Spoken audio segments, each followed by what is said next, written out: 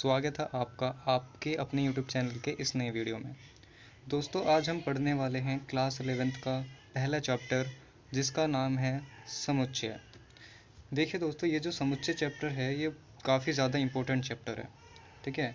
क्योंकि अगला जो चैप्टर है, सेकंड चैप्टर, संबंध एवं फलन, उसके बिना मतलब इसे करे बिना आप उस चैप्टर को नहीं कर सकते हैं, है ना। क्योंकि उसमें इसका यूज़ है, पूरा यूज़ है, ठीक है। तो आइए समझते हैं कि समुच्चय होता क्या है। एकदम बेसिक से पढ़ाएंगे, ओके। तो आप बस वीडियो ध्यान से देखिए। चलिए पढ़ते हैं कि समुच्चय होता क्या है। देखिए, सबसे पहले जो समुच्चय का सिद्धांत है वो हमारा जॉर्ज आंटर ने दिया था, ठीक है। समुच्चय क्या होता है, आइए समझते हैं। देखिए, समुच्चय वस्तुओं के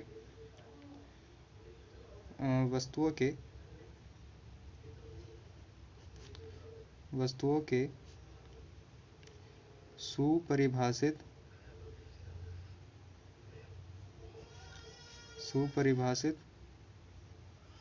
संग्रह को हम क्या कहते हैं, समुच्चय कहते हैं। वस्तुओं के सुपरिभाषित संग्रह को हम समुच्चय कहते हैं,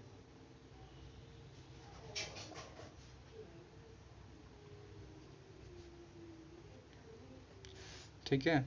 अभी आपको बिल्कुल समझ नहीं आएगा कि समुच्चय क्या क्या लिख दिया मैंने, सुपरिभाषित क्या होता है।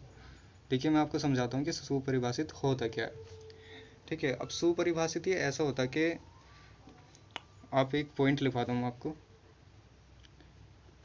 कि संग्रह हमेशा समान होना चाहिए। संग्रह हमेशा समान होना चाहिए।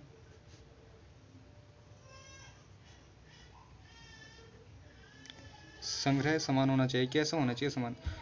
अब देखिए, जैसे मैं कोई एग्जांपल लेता हूँ कि जैसे एक सप्ताह में 7 दिन होते हैं, ठीक है। एक हफ्ता में 7 दिन होते हैं। और अगर मैं किसी दूसरे पर्सन से पूछूं कि एक हफ्ता में कितने दिन होते हैं, वो भी कहेगा कि 7 दिन होते हैं। हम किसी से पूछ लें 7 दिन होता है, अगर वो दूसरा बताता है तो वो गलत होगा, ठीक है। क्योंकि सबका आंसर यहाँ पे समान आ रहा है, तो इसलिए सुपरिभाषित है, ठीक है। लिखेंगे यहाँ पे कि क्या एग्जांपल लिया था मैंने, एक सप्ताह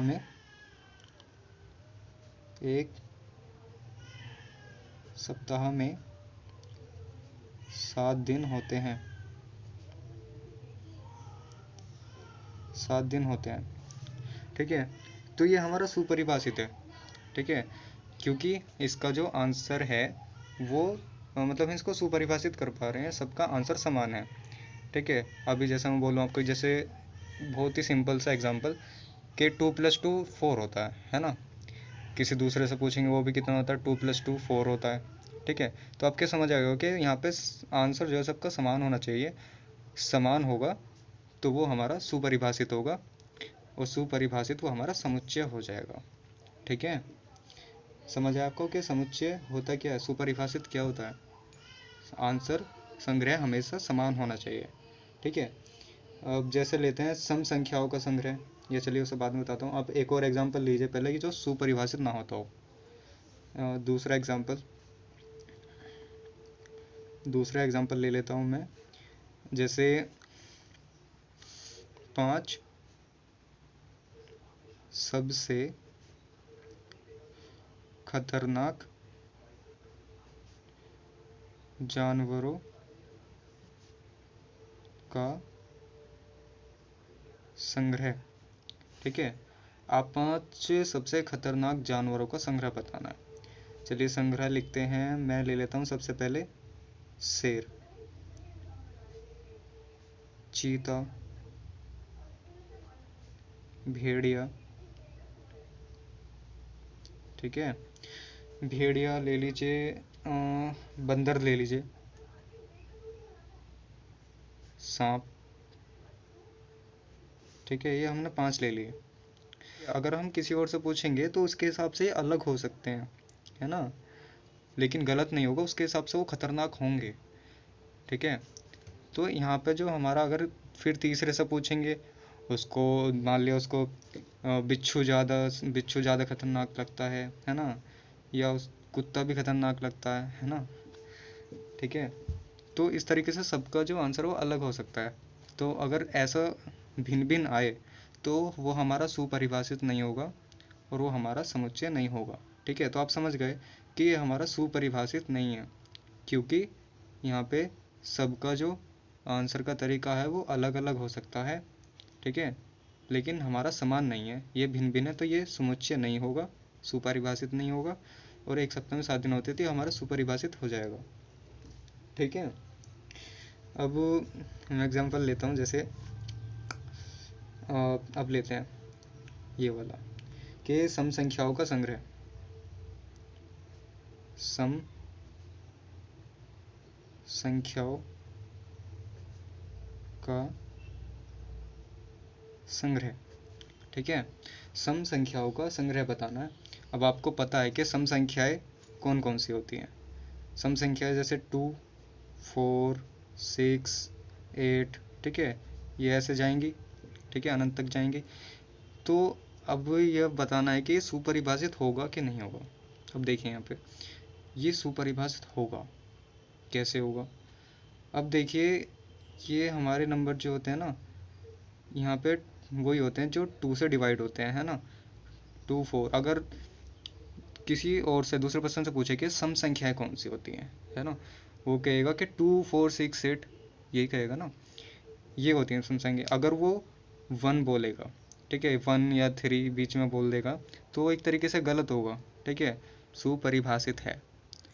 ठीक है, ये हमारा सुपरिभाषित है। आप समझ गए होंगे कैसे, क्योंकि अगर हम किसी और से पूछेंगे तो वो भी कौन सा बताएगा, 2, 6, 2, 4, 6, 8, है ना, 2 के गैप होते हैं सब में। तो ये हमारा सुपरिभाषित होगा, सम संख्याओं का संग्रह। ऐसी विषम संख्याओं का संग्रह भी क्या होगा, सुपरिभाषित होगा। ठीक है, अब एक एग्जांपल और लेता हूँ मैं आपको, जैसे अंग्रेजी वर्णमाला के स्वरों का संग्रह। ठीक है, अंग्रेजी वर्णमाला के स्वरों का संग्रह लेना है। कौन कौन से होते हैं, ए, ई, आई, ओ, यू। ठीक है, तो आप बताइए ये संग्रह होगा कि नहीं होगा, संग्रह में है कि नहीं है, ये हमारा सुपरिभाषित है या नहीं है। तो आप तो अब समझ ही गए होंगे कि सुपरिभाषित है, क्योंकि ये हमारे फिक्स हैं, है ना, कोई अलग थोड़ी ना बताएगा। ये हमारा क्या है, समुच्चय है, यानी सुपरिभाषित है। 10 से कम विषम प्राकृत संख्याओं का संग्रह। देखिए इसमें दे रखा, मैं आपको दिखाता हूँ। देखिए ये दिया है 10 से कम विषम प्राकृत संख्याओं का संख्या है। कौन कौन से होते हैं, 1, 3, 5, 7, 9, है ना। देखिए अंग्रेजी वर्णमाला के सारे यानी कि ये होते हैं। ठीक है, ये हमारे कौन से हैं, सारे जो सुपरिभाषित होंगे। ठीक है, ये हमारे सारे सुपरिभाषित है। ये 10 से नीचे विषम हमको पता है कि 1, 3, 5, 7, 9 होता है, तो इसलिए सुपरिभाषित होगा और समुच्चय भी हो जाएगा। चलिए अब आगे पढ़ते हैं, कुछ हम इन नंबर्स के बारे में। देखिए पढ़ना बहुत ज़रूरी है ये वाले। चलो मैं आपको बताता हूँ नंबर। ये सब देखिए, n का मतलब होता है हमारा प्राकृत संख्याओं का समुच्चय। इसको हम नेचुरल नंबर बोलते हैं, प्राकृत संख्याओं का संग्रह। ठीक है, और कौन कौन सी होती हैं, ये होती है हमारी 1, 2, 3, 4, 5, 6, है ना, जो 1 से शुरू होती हैं। और उसके बाद z, ये होता है पूर्णांक, पूर्णांकों का समुच्चय। ठीक है, नेक्स्ट कौन सा होता है हमारा, परिमेय संख्याओं का समुच्चय। परिमेय संख्याओं का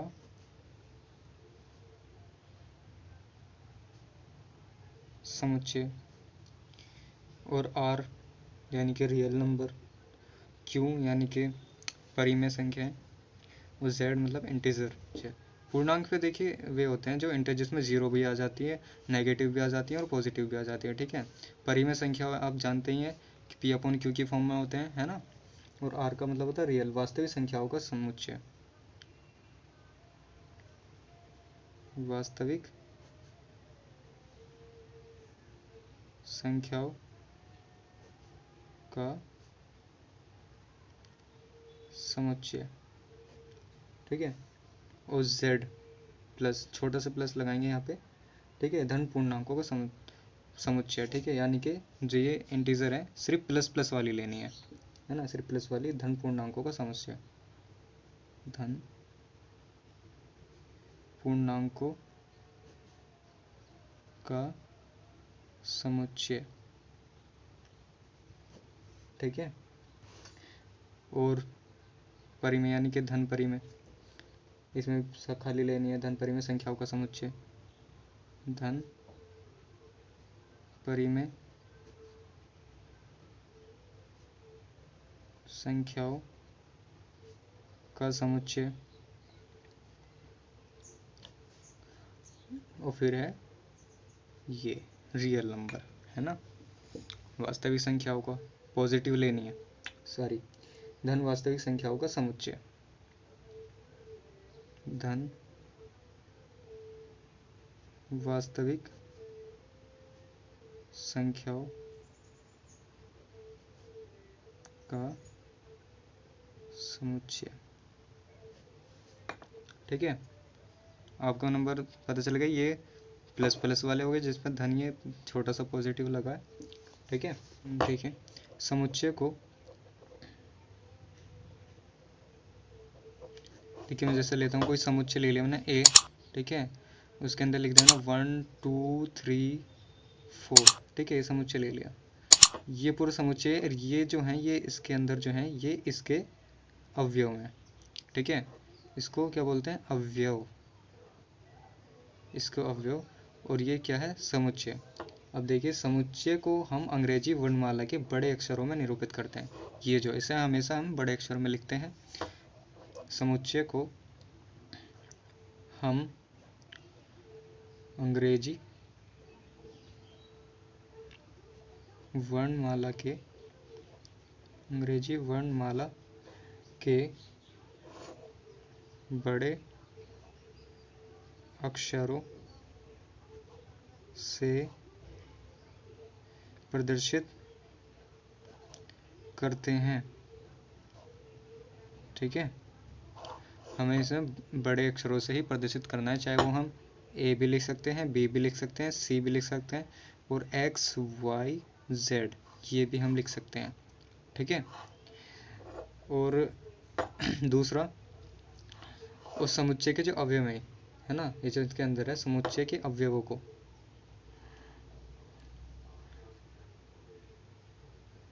समुच्चय के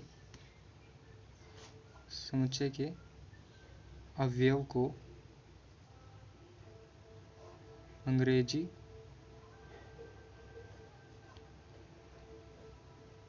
वर्णमाला के छोटे अक्षरों से प्रदर्शित करते हैं, ठीक है, प्रदर्शित करते हैं। जो इसके जो अंदर के हों उसको हमेशा छोटे अक्षरों से प्रदर्शित करते हैं, जैसे A B C X Y, ठीक है, जेड, इसे हमेशा छोटे अक्षरों से ही प्रदर्शित करना है, ठीक है, समझ गए। चलिए आगे बढ़ते हैं समुच्चय को निरूपित करने की विधियाँ, ठीक है। ये विधि हमारी दो प्रकार की होती हैं। पहली होती है हमारी रोस्टर, अभी समझेंगे रोस्टर होता क्या है। रोस्टर को हम क्या बोलते हैं, सारणीबद्ध भी बोलते हैं, रोस्टर या सारणीबद्ध। और दूसरी होती है हमारी समुच्चय निर्माण, रूप। ठीक है, रोस्टर, पहले तो रोस्टर को हम सारणीबद्ध भी बोलते हैं, और दूसरा होता है समुच्चय निर्माण रूप। ऐसे समझते हैं ये होता क्या है। सबसे पहले रोस्टर समझते हैं। देखिए मैं आपको बुक में एग्जांपल दिया है, देखिए ये रोस्टर रूप के लिए कि संख्या को विभाजित करने वाली सभी प्राकृत संख्याओं का समुच्चय। हमें बताना है कि 42 को विभाजित करने वाली सभी प्राकृत संख्याओं का समुच्चय बताना है। प्राकृत संख्याएं बतानी है ना, तो हमें बताना है कि 42 को कौन कौन विभाजित कर सकता है। मान लीजिए सेट ए है हमारा, ठीक है, 42 को कौन कौन विभाजित कर सकता है। जैसे मतलब 42 किस चीज़ से डिवाइड हो सकता है। 1 से विभाजित हो सकता है, 2 से, 3 से हो सकता है, 6, 7, 14 और 21, 42, इन सब से विभाजित हो जाएगा। ठीक है, अब देखिए मैंने यहाँ पे कर्ली ब्रैकेट लगाया ना, तो ये अब क्या हो गया, हमारा रोस्टर रूप हो गया। रोस्टर रूप के लिए हमें सिंपल क्या करना पड़ता है, बस ये हमें कर्ली ब्रैकेट लगाने हैं और ये हमारा रोस्टर रूप या सारणीबद्ध रूप कहलाएगा। ठीक है, लेकिन हमेशा हमें कर्ली ब्रैकेट ही लगाना है। अगर आपने कोई दूसरा ब्रैकेट लगानी है या ये लगा दिया तो ये आपका गलत हो जाएगा। ठीक है, कर्ली ब्रैकेट ही लगाना है आपको। ठीक है, समझ आ गया आपको कि ये हो गया हमारा रोस्टर रूप। अब हमें लिखना है, हमें इसी का लिखेंगे समुच्चय निर्माण रूप क्या होता है।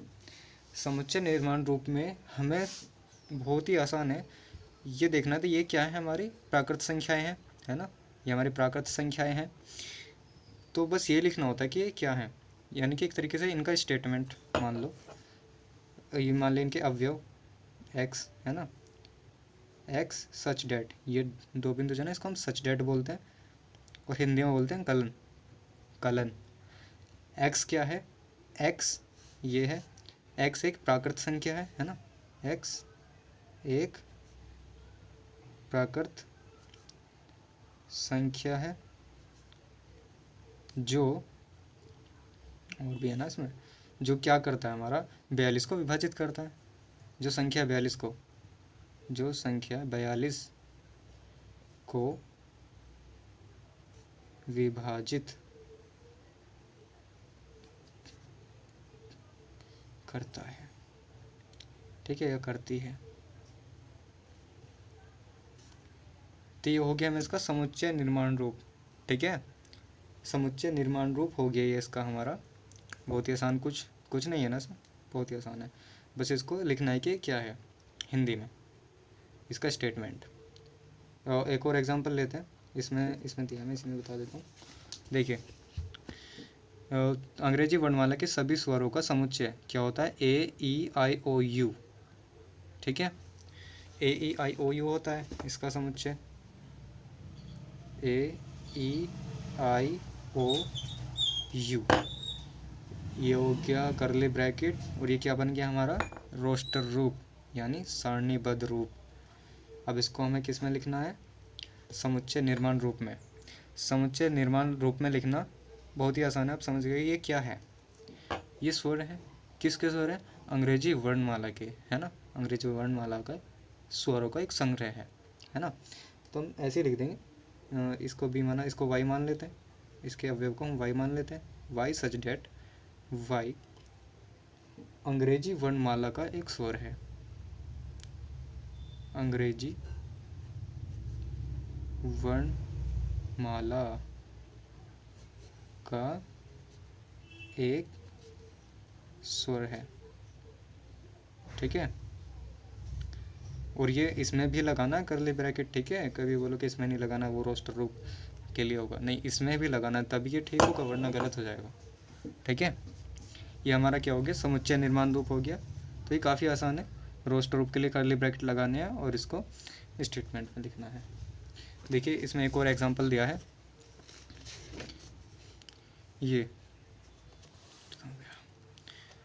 हाँ, ये विषम प्राकृत संख्याओं का समुच्चय, अंत के बिंदु जिनकी संख्या 3 होती है यह बतलाते हैं कि इन विषम संख्याओं की सूची अंतहीन है। देखो विषम संख्याएं कौन सी होती हैं हमारी, विषम संख्याएं कौन कौन सी होती है हमारी? 1, 3, 5 या 7, ठीक है, ये ऐसे चलती चली जाएगी। इसका मतलब क्या, ये अनंत तक है, ये बहुत दूर तक जाएंगे, ठीक है। ये हमारा रोस्टर रूप हो गया। अब हमें इसको इसमें लिखना है, ठीक है, एक्स वाई, इसको जेड बोल दो, ठीक है, हमेशा छोटे में बनाना है, ठीक है। ये एक क्या है, विषम प्राकृत संख्या है ना, ये प्राकृत संख्या और क्या है, विषम है। z एक विषम प्राकृत संख्या है, ठीक है। तो है ना काफ़ी आसान। चलिए अब और देखते हैं इसमें क्या है। देखिए यहाँ पे क्या लिखा, नोट कीजिए, रोस्टर रूप में अवयव को सूचीबद्ध करने में उनके क्रम का महत्व नहीं होता। इस प्रकार उपयुक्त समुच्चय को इस तरह से लिख सकते हैं 1 3 7 21 2 6 1 4 4 2, ठीक है। इसने मतलब ये क्या कह रहा है कि जैसे हमने ये एग्जाम्पल लिखा है ना 1 2 3 4 7 14 21 42, इसको हम आगे पीछे भी लिख सकते हैं, है ना, उससे कोई प्रॉब्लम नहीं है, ठीक है। इसको हम 14 को शुरू में भी लिख सकते हैं, 2 को बाद में भी लिख सकते हैं, कहीं भी लिख सकते हैं, उसका कोई फ़र्क नहीं पड़ेगा, ठीक है। अब देखिए इसमें एक बात और कही है जो कि काफ़ी इंपॉर्टेंट है। यह ध्यान दीजिए कि समुच्चय को रोस्टर रूप में लिखते समय किसी अवयव को समानतः दोबारा नहीं लिखते, अर्थात प्रत्येक अवयव दूसरे से भिन्न होता है। उदाहरण के लिए स्कूल।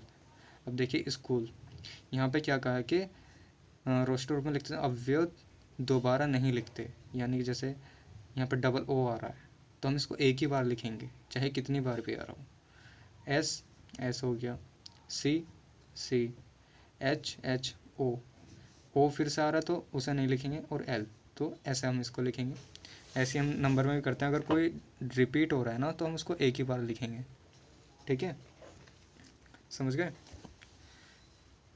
ठीक है। इसमें एक चीज़ और रह गई। हाँ देखिए यहाँ पे एक वर्ड का यूज़ हो रहा है, ये क्या बोलते हैं, एप्सिलॉन, ठीक है। इसको हाँ, इसका मतलब क्या होता है मैं बताता हूँ आपको। जैसे इसको हम बोलते हैं, इसको हम बिलोंग्स टू भी बोलते हैं, क्या बोलते हैं, बिलोंग्स बोलते हैं ना, बिलोंग्स टू। तो जैसे मैं एग्जांपल बताता हूँ आपको, नेचुरल नंबर ले लिया हमने 1 2 3 4 ऐसे चलता जाएगा, है ना, नेचुरल नंबर।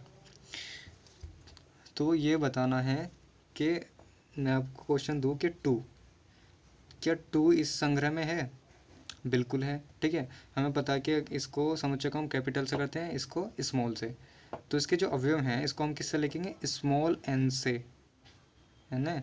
तो ये 2 क्या है, इसका अवयव है, तो 2 बिलोंग करेगा किस में, एन में, है ना, इस समुच्चय में बिलोंग करेगा एन, ठीक है।